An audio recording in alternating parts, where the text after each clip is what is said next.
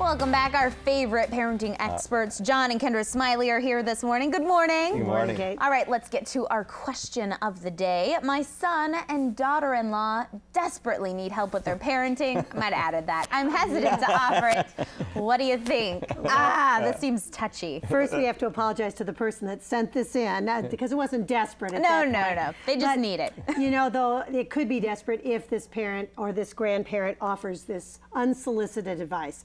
Never, ever, ever a good idea. There are other ways that you can handle this, and I can understand that possibly this grandma or grandpa who sent this in is frustrated, and they know they've got this gem that would really help their children and their grandchildren, but it's best to bite your tongue. Now, what can you do? Because you don't want to just leave it with, you know, that's the way it goes, live with it.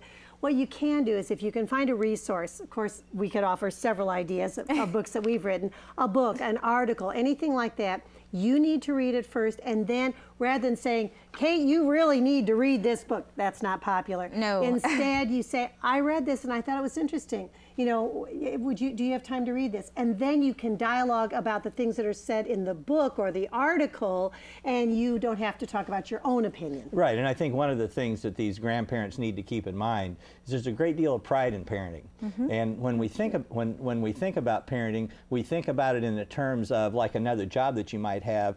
Most all other jobs you get evaluated, and think about that in parenting. Who wants to be evaluated as a parent? And if you've been a parent, you probably don't want to be evaluated, and that's exactly what these grandparents are doing. They're making an evaluation, and then they're saying you're not doing it correctly. And as a parent, you just don't want to hear that. And it's a very difficult situation, because parenting is probably one of the most important things that we do, and yet there's no evaluation going on. There's no help there, because as parents, you don't want help. So the grandparents, you're definitely in a difficult, like Kendra said, you're in a difficult situation, and it's just hard. It's just hard. And I think one of the things you can do is try to remember, you know, a generation before, would I have really, or would this parent really, or grandparent really wanted to hear her mother or father-in-law saying, here's what you need to do. And if you can put yourself in that position, I think that really helps you make a good decision about how much input you give. I mean, it just seems like such a tricky situation. There's that very fine line. Yeah.